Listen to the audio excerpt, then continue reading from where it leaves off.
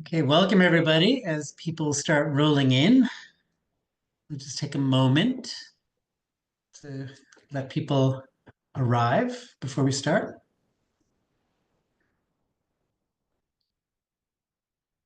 I think what I will do,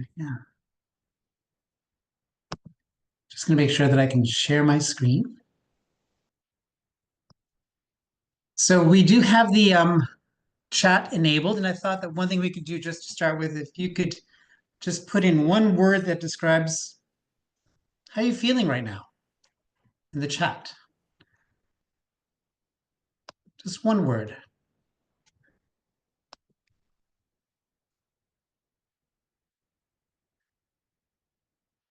Yep, hungry, calm, present, tired, tired. It's 7:30. I hear you. Hopefully we'll get some of these practices will be satisfied, hopeful, happy, but overwhelmed, understandable, alive, present. Got it.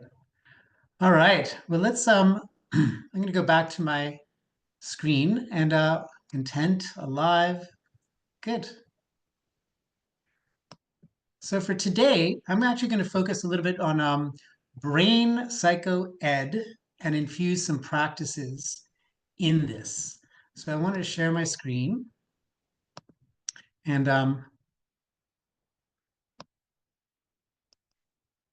yep, there we go.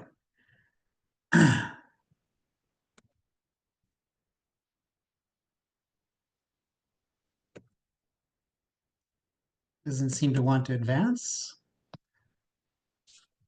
Uh, let's see. There we go. So what I'd like us to do, all of us together, is just for a moment, you can close your eyes if you're comfortable. You don't have to. It's just to go inside for a moment and clarify your motivation. What's my motivation for being here right this moment?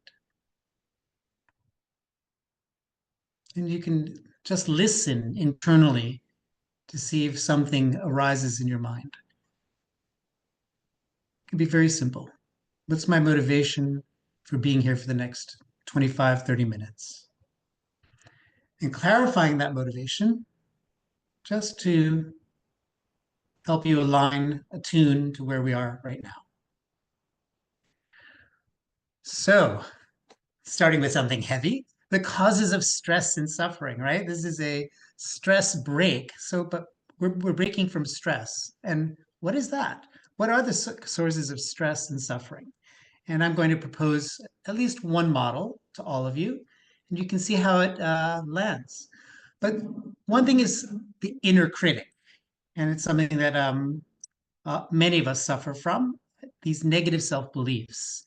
And it's almost as if we can't get them out of our heads sometimes. And what are we talking about here? So we're talking about thoughts, beliefs, maladaptive beliefs. I'm not okay the way I am. And as I say these, just notice what it feels like. I'm not good enough. I must be perfect. I'm not worthy of love. I'm flawed. I must not make a mistake. And there are many, many other such negative self beliefs. But the idea is that there's this internal habit of being critical towards ourselves. A whole other talk to think about what's the origin of that and why that's the case. But it takes work to override this. I'm just stating the obvious. But for some people who are under the cascade, the waterfall of this, you might notice how this actually feels just to spin, ruminate on the negative. So, what are the three P's? Very simple model about these maladaptive habits of thinking. And that's a good thing. It's a habit. We were not born with this habit, we accrued this later. So, the first P, it's personal. It's about me, these negative self beliefs. It's permanent. It will always be this way. This is really powerful maladaptive ways of thinking. And the third P, it's pervasive in every part of my life. So if somebody is really has succumbed to the power of these three Ps, that's hard. That's really hard. But in the context of uh, be it psychotherapy or meditation or just well, these maladaptive habits are worth exploring for sure. And sharing a little bit about the brain, we react to these negative self beliefs. So, this is actually a functional MRI from one study I did a while ago. And what I want you to notice on the left, these three circles are highlighting these orange blobs that represent hyperactivation when people are spinning, reacting to their own idiosyncratic negative self beliefs. And this network that you see here on the left is really this self-referential processing network. It's a highly evolved area, a network that really has to do with this is about me. It's about me, and this is one of the most robust brain networks that I've actually had the the pleasure of exploring. And it makes sense, right? Because we're very kind of egocentric people in general. What you see on the right in this further circle is a little bit of the amygdala and the parahippocampal gyrus, the parts of the hippocampus.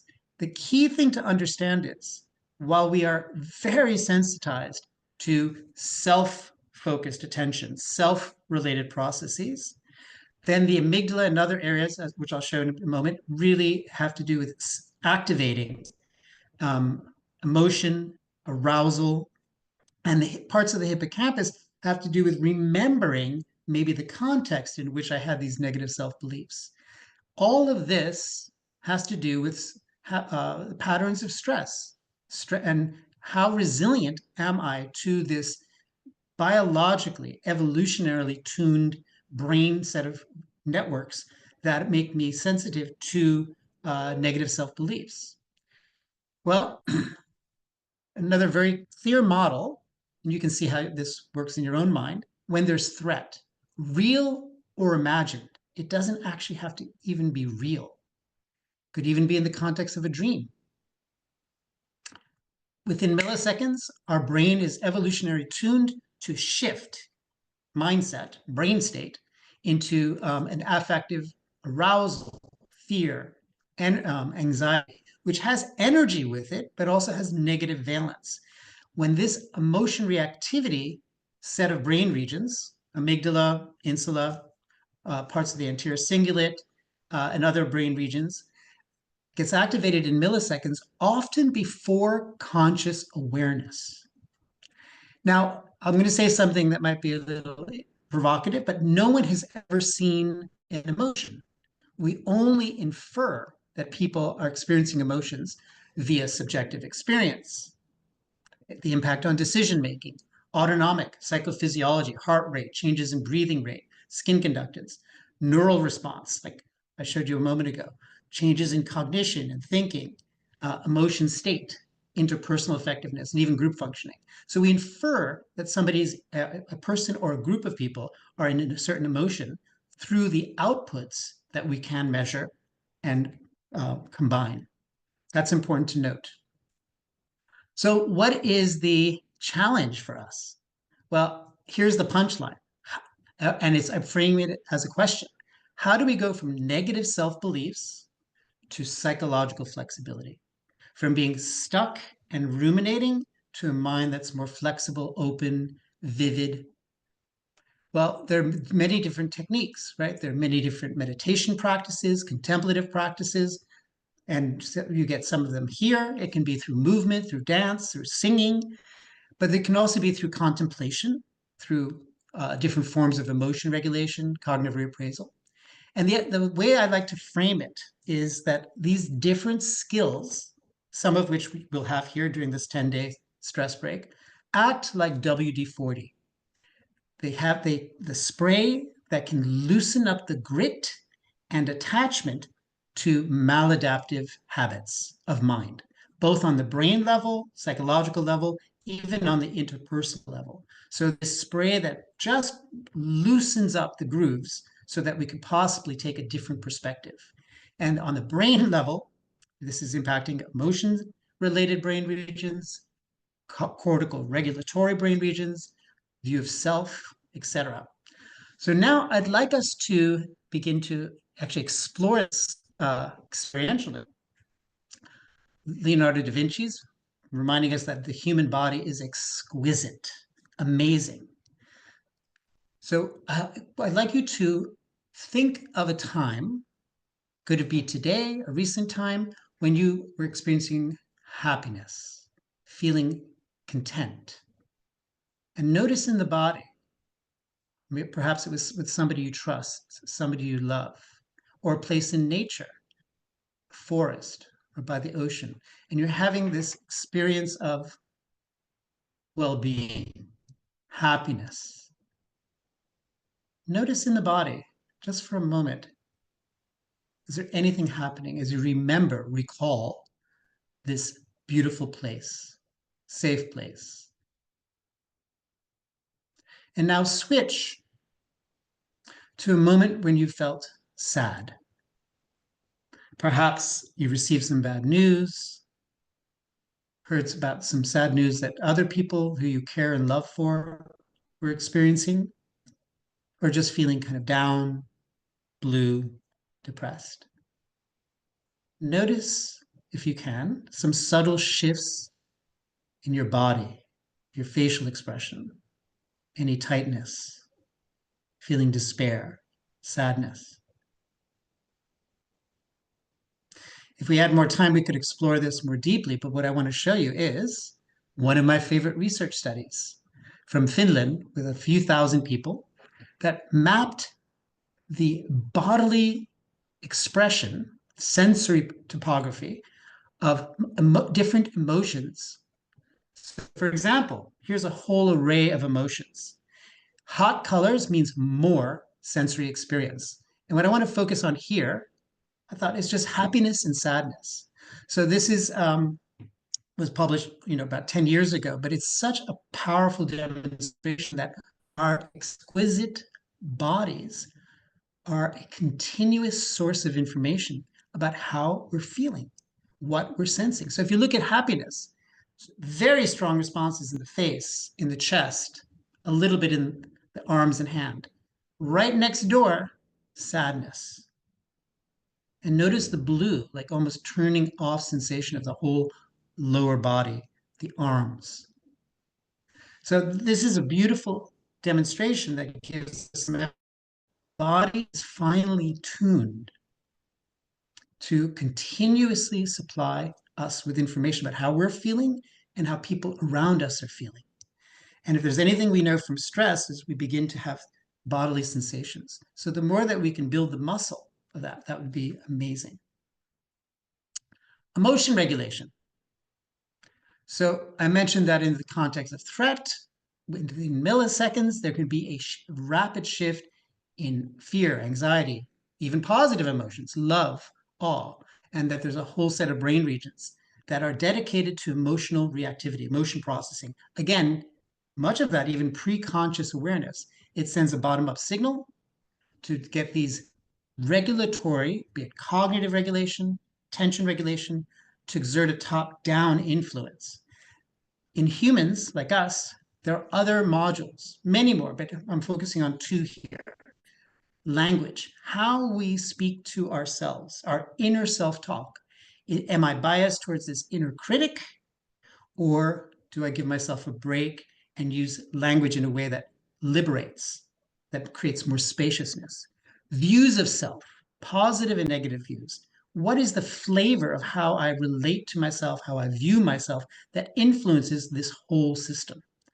So when this system is working well, feeling a lot and being able to modulate, regulate, we can be we can become Jedi masters of our emotions and feel even more, not only less. When it's not going well, hyper emotion, reactivity, and deficient top down regulation, this leads to anxiety, depression, stress. So it's very important to be curious about how this system works. So we're going to try something. So if you could close your eyes just for a moment, we're going to just do a brief practice together. When a thought in your mind arises like, I'm not okay the way I am, you might even repeat that. I'm not okay the way I am. I'm not okay the way I am. Using reappraisal, using perspective taking, one might say, I haven't always thought that way. And I actually don't really feel that way about myself. So you take a perspective to actually counter this momentary negative self belief. When we do that, I'm showing you the brain regions in green that you just activated, which is a whole network of regions related to cognitive reappraisal. This comes from a very large meta analysis, and there are many more now. We literally have the neural architecture that works as a network to implement counterfactual or to take perspective on something that we're experiencing right in the moment. And often it has a down regulatory effect on emotion reactivity regions like the amygdala, shown here in red. So that's one method. And one can really train in reappraising stress. You know, this is a momentary emotion. This is a momentary response. Maybe it's an appropriate response. Maybe climate distress or anxiety is not maladaptive and maybe it's appropriate. So we can think and talk to ourselves. So now close your eyes again. And here we're going to focus on this amazing human capacity of language, this inner monologue that we have with ourselves throughout the day that actually flavors the types of emotions, intensity. So when we use language to say, people do like me, I am confident, I'm okay the way I am, I'm good enough, I'm worthy of other people's love, I'm a good enough parent, maybe I'm a good enough son or daughter. When we use that, I just wanted to highlight that this is what you're activating. And to me, it's so powerful because one way that I use this is thinking, oh, when I have thoughts, it's this set of brain regions, Broca's areas, Wernicke's areas, Gershwin's territory. This is literally where language gets processed, both speaking, receptive hearing, and our inner self-talk. So we can modulate this. This is completely malleable. And that neuroplasticity is incredibly hopeful. It's very hopeful to me. And it's fascinating that we give it so much power. Okay, one more brief practice. Please join me, close your eyes. I'll do just a brief practice. So become aware of yourself embodied, standing or sitting, where you are this moment.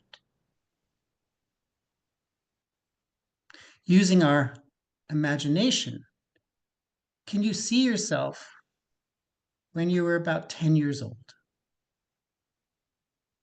Boisterous child. And just see that version of yourself.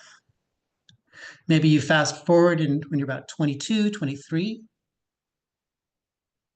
Who is that version of yourself?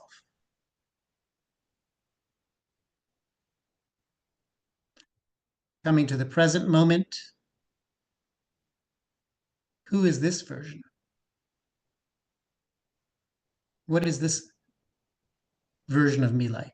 Moving into the future, say 10 years from now, can you bring to mind an image of what you might look like? Who is that future version of the self, of yourself?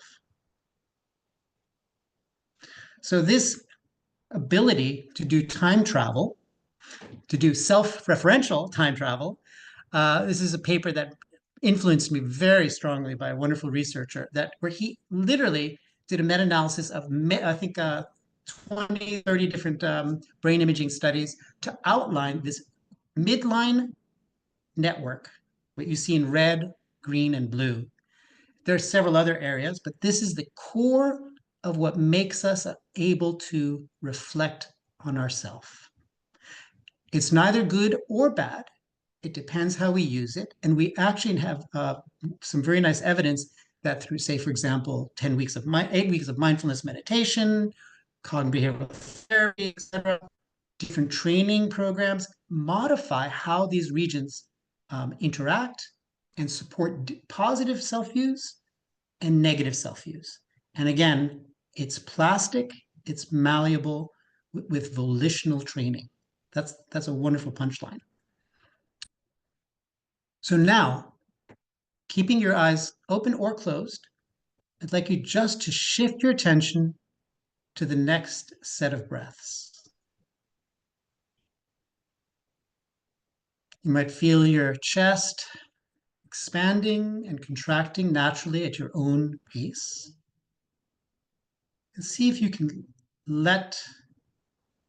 invite your mind to rest on the awareness of the body breathing.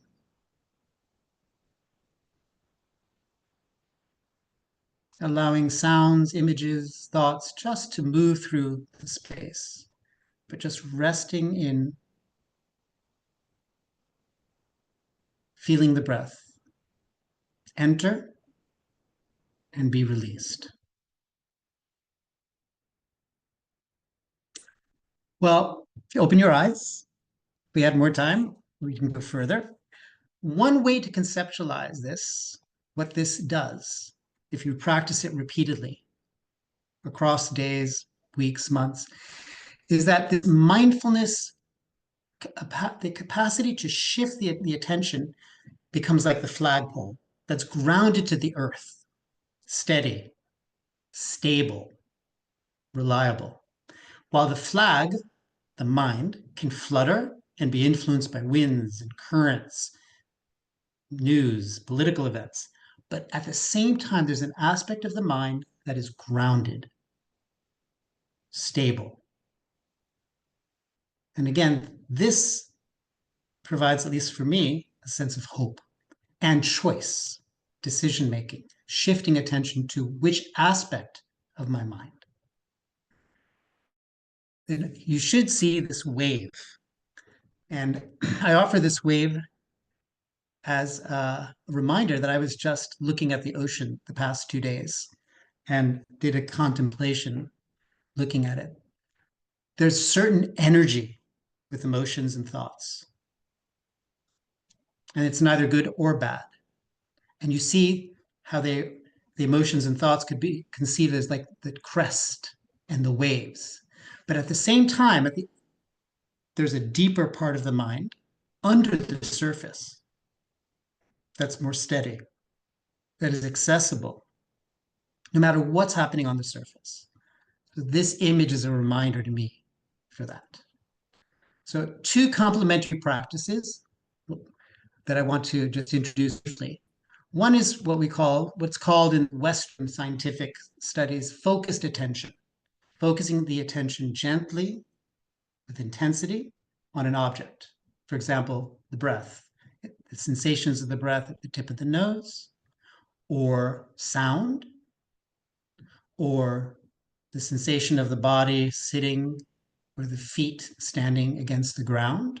It can be anything, but you bring the mind and you focus in. So when we are stressed, our mind becomes more scattered. One way to work with the mind is this type of attention training, which is to bring it to a single point. And so I have this image of Michael Jordan, who I think this image reminds me that he is single pointedly focused on getting that ball in the basket. Like amazing. And actually, he and his coach and his teammates were meditators. There are many kinds of attention practices. Here's just another one to contrast, which is not focusing on a single point, but instead opening the field of view.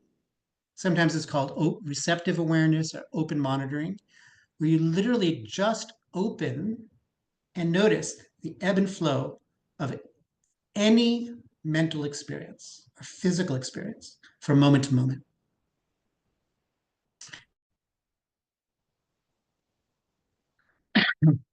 So right now, just very briefly, shift your attention just inside the tip of your nose and feel the sensation of your breath.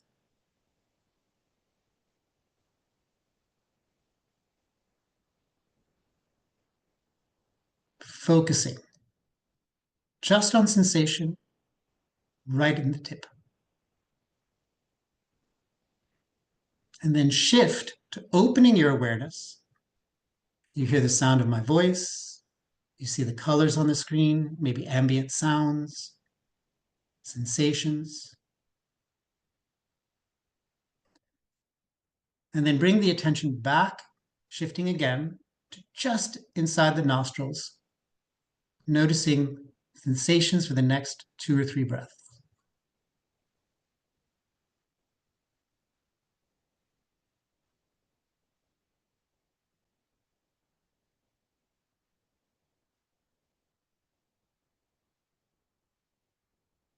So we have the capacity to train our attention in many, many, many ways. And what I offer here is just an image that's come from research showing that there are at least 2 different attention brain networks. What's called the dorsal, which is in blue, which has to do with cognitive control, controlling your eyes, influenced by the prefrontal cortex, that's volitional. In orange or yellow, below is what's called the exogenous attention, the ventral stream, which is really stimulus responsive.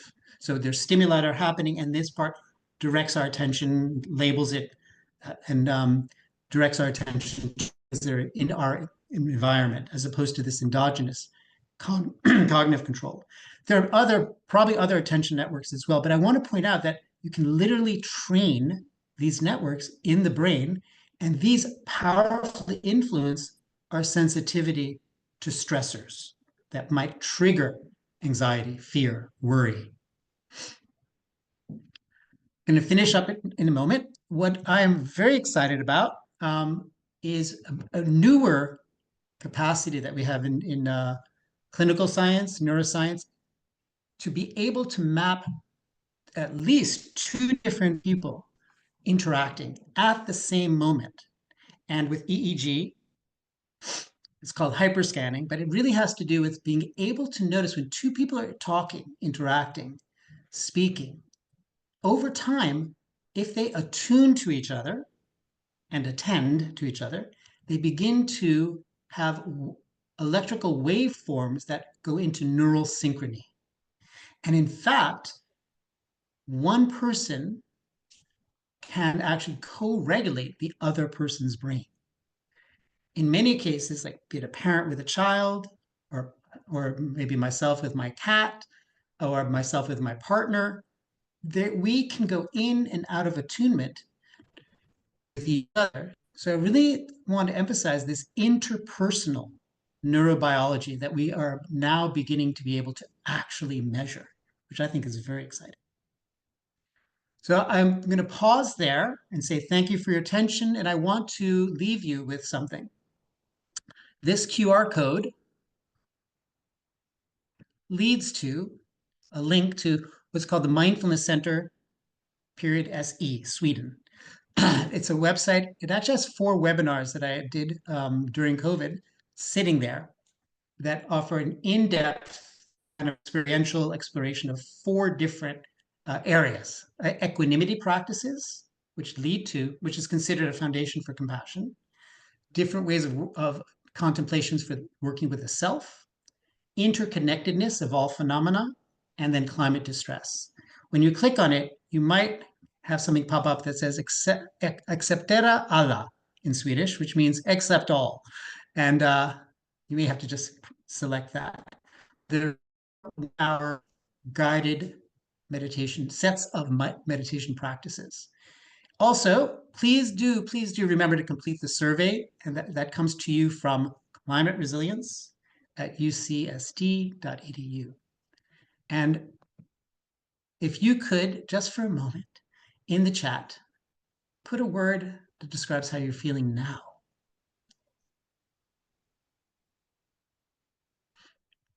And Usually we finish at 8, but if anybody has,